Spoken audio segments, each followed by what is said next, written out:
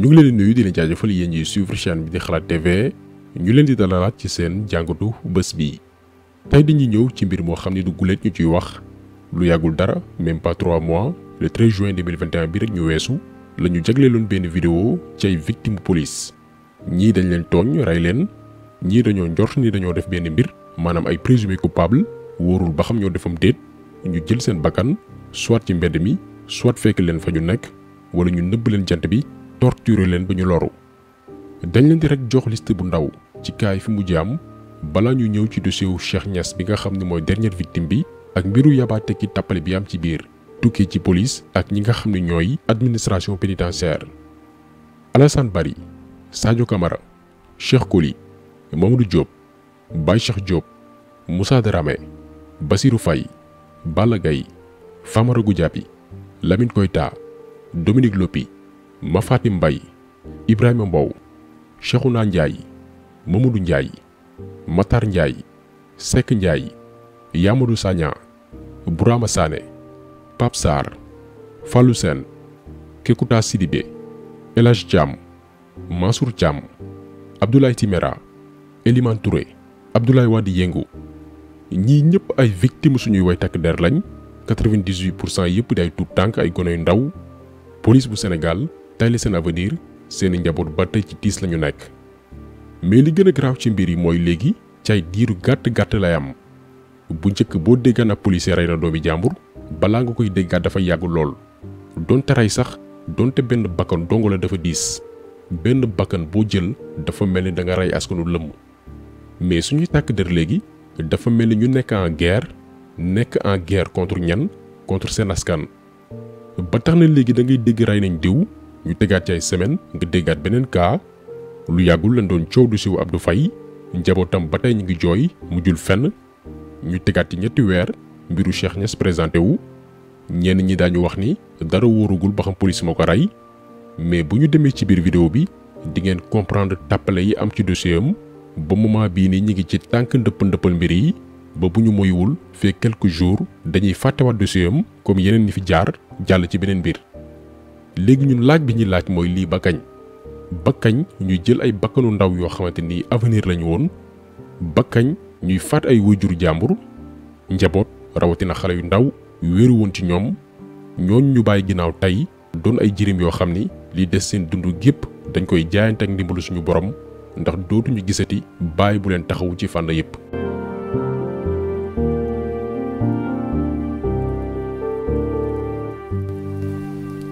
histoire bu ndaw ci Cheikh Niass mii pour ñu bari comprendre naka la société sénégalaise rawatina benn ci bànqaas yi gën a am solo cim réew muy waay takk der yi ñi nga xam ne ñoo waroon wattu suñu kaaraange nekk tey di créer ay mécontents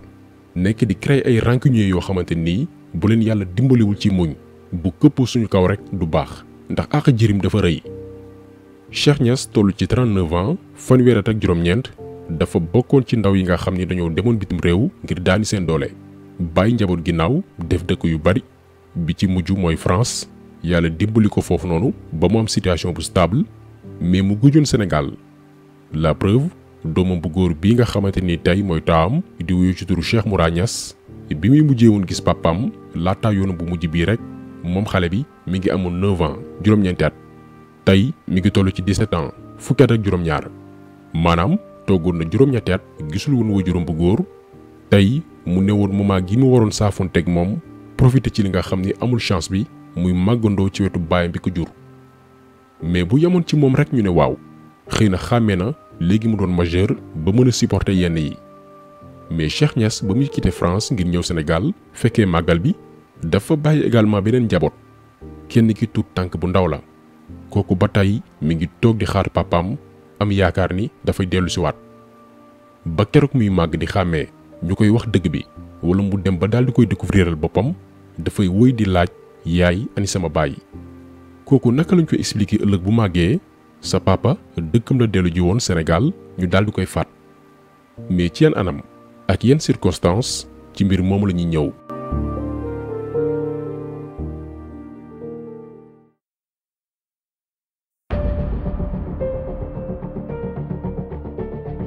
Cheikh Niass fajar la yeewoon ànd ak doomam bu góor ngir dem régler quelques services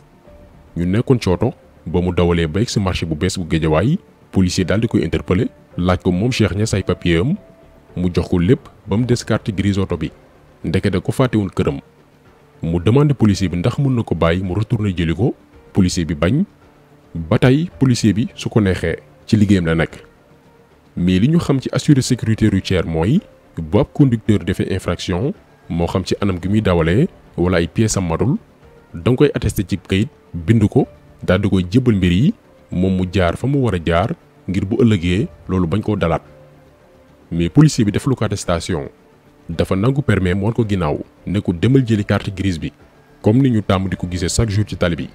policier daf lay arrêté au lieu que mu bind la ab attestation nga dem fay dafay nangu sa permis wala ginnaaw ngir nga topp ci di négocier. li tax ñuy def loolu nag ñun ñëpp xam nañ ko dëgg bi nañ ko wax dañuy bëgg nga topp seen ginnaaw di leen neexal jébbaleen benn 2000 francs wala 5000 francs pour bañ a tardé continuer sa yoon. système de corruption bii moo am Sénégal moom Cheikh Niass ne ko du ma la bàyyi ak sama permis wàññeeku ak loxoy nen ndax diggante bi mën nañ maa interpellé waat fekk yoruma permis yoruma attestation loolu di beneen infraction encore lii moo jur coow li. benn mbir nag dafa am Sénégal mooy ñu bari ci takk der yi bëgguñ citoyen bu xam ay droit am même buñ la interpellé nga nekk fa di expliquer parce que da ngaa xam li loi wax automatiquement dañ lay def benn ennemi boo xamante ni dañ ko war a abattre. policier bi wan ko ginnaaw faalewu ko dem ak permeem te defalu ko benn attestation buy firndeel ni lii ak lii moo tax mu tee ko. Cheikh Niass jël portable am di filmer scène bi ndax li am Sénégal nag mooy da ngay joteeg policier ñu jël PV yi bind ci lu leen neex tuumaal la ñoo dàq sos kuy sos. Cheikh Niass nag pour ay preuve am bëggoon filmer mbir yi policier bi daal di koy gis ne ko doo ko fi defee ne ko sax da nga may topp police bu waxi na Nimzaat bu Guédiawaye ci lañ àndee dem. diggante bi doomu Cheikh Niass bi dem jëli carte grise bi indi ko police agent yi daal di vérifier ak lépp gis ne oto bi pièce am yëpp mat na Cheikh Niass amul dara lañ ko mën a toppee policier bi moo deful liggéeyam ndax cas yu ni mel da ngay bind attestation jébbal ko conducteur bi mu jaar fa mu war a jaar mais deful loolu ndax bëgg weccit. gannaaw loolu lépp commissaire police bu Wakhinane Nimzatt muy Ahmed Bachir Ndiaye bu doonoon ko responsable dafay waxtaan ak Cheikh Niass ne ko beneen yoon del bàyyi xel say pièces ak yu ni mel parce que ñoom lii moo tax ñu teg leen fi. takk der yi dañ fee ne pour waxtaan ak askan wi di leen sensibiliser bañ na ko ba di leen di wooye ay homme de loi ku xamul ñu xamal la mais gannaaw ba Cheikh Niass présenté pièces yëpp dañ ne duñ ko bàyyi dañuy jëflante ak moom ñu daal di ubbi seen enquête biir police mel ni ku jàpp def ko du ñaawteef ba 18h ñu xamal ay mbokkam ya fa teewoon ni dañ koy defeere ndax daf leen doon jaay yi fi indiscipline. lii nag mooy Sénégal boo xamee say droit ñu ne da ngaa réew. nii lañu téye Cheikh Niass mais bañ koy jàpp feebarul soo xaalewul ak jàngoro dafa waroon péng. fan koy xamee ni suñu police bii lu ñu war a xoolaat la doxalin bi bu doon yeneen dëkk comme que Cheikh Niass amul woon ku ko taxaw période boobu noonu moment yi ñu koy téye doomam bu góor bi 17 ans la am maîtriser wul yenn yi dañ ko naan ba xam da nga soxla avocat. dëkk yi tax ñu naan dëkk boolewuñ ci Sénégal bii nga xamante ni yàgg nañ ko wax du réew. bu la takk der yi jàppee liñ lay njëkk a wax mooy ndax am nga avocat boo amul avocat ñu wutal la ci avocat yi nga xamante ni ñoom xam nañ leen mais Cheikh Niass moom dañ ko jàpp nëbbu ko jant bi laataa ñu ko yóbbu Cap Manuel lañ ko def nag ci diggante bi mooy coow li ko police bu Wakhinane Nimzatt bu Guédiawaye def diggante bi ñu koy jàpp ak di ko transférer Cap Manuel foofu noonu mooy coow li ndax après kenn mënatu ko woon gis dafa meloon ni ku ñu jëloon en otage di ko nëbbaay mbokkam ci koo xam ne du délinquant du def ko du ñaawteef fekkuñu ko muy jëf-jëf ju bon. après lañu woo doomam ne ko dafa feebar ba ñu yóbbu ko pavillon spécial mais ba tey mënuñ koo teg bët ba niñ koy yóbbee Dantec ba ni muy génne àdduna ñuy door a waaye mbokkam di leen xibaar mbir yi.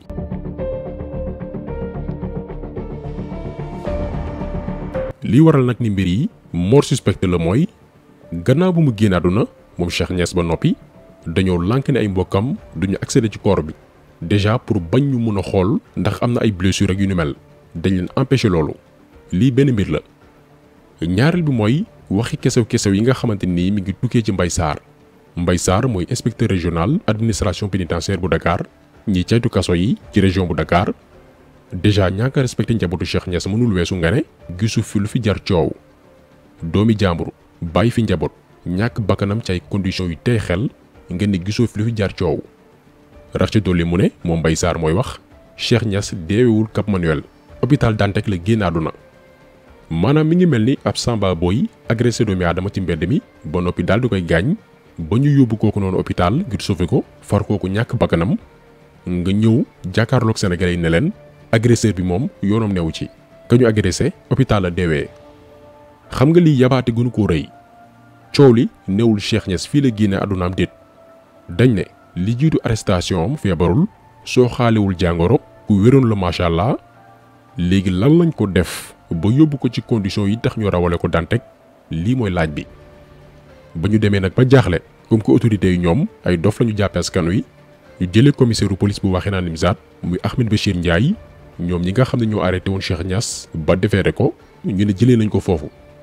boo ko déggee nga yaakaar ni moom dañ ko sanctionné déedéet demeewul noonu dañ ko affecté feneen direction de la formation bu police lañ ko yóbbu ñay tàggat policiers yi déjà lii rek paradoxe la waaye tamit dafay dëgëral ni ñoom setuñ ci mbir yi ku deful yëgoo fekkee woo lu tax ñu lay muté di la yóbbu feneen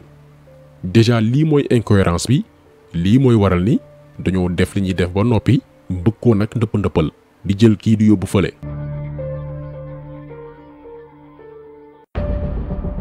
depuis lors nag ñëpp a ngi sàkku mbir yi leer ba noppi ñu daal di teg ay daan mais dañu dellu fàttali ni lii du guléet bari nay kaaw yu fi mës a am te mujjul fenn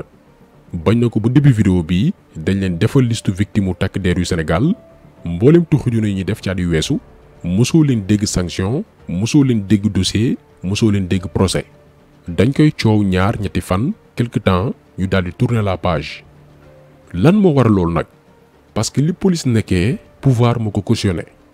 Sénégal moo toll foo xamante ni dafa am benn pacte bu lii suñu way takk der yi ak suñu autorités yi nga xamante ni ñoo war a doxal état de droit pacte boobu noonu mooy nekkal ma ci naaj bi ma nekkal la ci kër gi état dafa garantir takk der yi que ni mën ngeen def safaan bu leen neex di rey askan wi di leen fitnaal di leen xoxatal mais seen dossier benn magistrat du ko laal wala procureur waaye nag ñun bu ñu leen soxlaa ngeen dumal ñu askan wi ngeen teew jàmmaarloog askan woowilee donc li police nekkee état moo ko validé moo tax suñu réew yi amaguñ ay takk der pour askan wi ay takk deru nguur la ñu am li koy firndeel mooy bu manifestation bu ñuy interdire amee zone yi gën a am solo yëpp booy xool da nga fay gis ay auto policier daal di pointé ñu teg benn dispositif bu jéggi dayoo am sax ay takk der yoo xamante ni dañuy civilu pour dogaale képp koo xamante ni dañoo jàpp ni yow da ngay jéem a manifester mais boo déggee ñu ne ab quartier sangam agression yi dafa bari lool amul sécurité doo gis ay éléments yu takku ba dëgër wala civilu dugg ci bande yi ngir teg leen loxo dëgg bi mooy dañoo am ay corps de sécurité yoo xamante ni nekk luñ fa askan wi déjà balaa ngay nekk nit fenn dafay fekk nga jox ko cër duggal tey ca brigade wala kenn ci ay éléments interpellé la ci mbedd mi mais insolence ak ñàkk worma gi ñuy fësal dafay firndeel ñii sa kaaraange taxu lañ jóg ko lii nekk di xew nañu dem ba ci kanam dafay wëy di amaat ndax takk der yi dañoo jàpp fu wóor a wóor gëm ni mën nañoo rey te dara du leen ci fekk lenn lañu jàpp ni moo mën a nekk solution bi mooy mbooleem famille yi nga xamante ni seeni doom alkaati yee leen boom ñu créé benn organisation bu rëy a rëy bu amam doole mouvement yi organisation droits de l'homme yi juristes yi fekk si leen même ñun ñi nga xamante ni muccaguñ ci mbir yi ëllëg mën nañoo dal mën nañoo rey wala suñuy mbokk ñun ñëpp ñu daw rejoindre leen ci combat boobu noonu porté ko sur le plan international daal di identifier bépp policier def ko du ñaawteef ndax kaay leen ñu wax leen benn mbir takk der yi ngay gis yëpp koo ci gis ci ñoom mission internationale lay rêvé te mission yooyu noonu boo amul réputation bu baax sa réew wala ci corps bi nga nekk mënoo cee bokk ku weddi laajal colonel Arouna Sy ba mu nekkee woon jamonoy maître Wade di def lu ko neex ci manifestation yi ñoom Alioune Tine ak Seydi Gassama dañ ko porter plainte sur le plan international ci la ñàkkee woon benn mission ONU boo xam ne mënoon na ci ñibbisee ay millions yu bare bari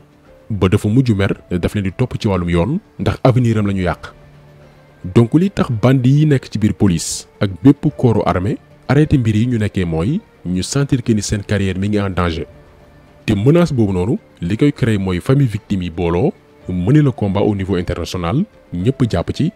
ba ku ne ci takk deru bandi yi xam ni même bu la yoonu Sénégal daanul ndax amuñ ci yaakaar di nga ñàkk lu bare bari bitim réew moo xam ay mission moo xam ay formation ak yeneen lii rek moo koy faj ndax yoonu Sénégal moom wax nañ ko waxaat ko ku leen yaakaar di nga yàgg am déception amuñu njariñ nekk luñ fi askan wi jub-jubal taxu leen jóg di ñaanal mboolem victime yi yàlla yërëm leen te xar leen àjjana taxaw seetlu bi tey loolu la woon ñi ngi leen di gërëm di leen jaajëfal di leen di daje incha allah beneen yoon ci beneen jàngat jaa ngeen jëf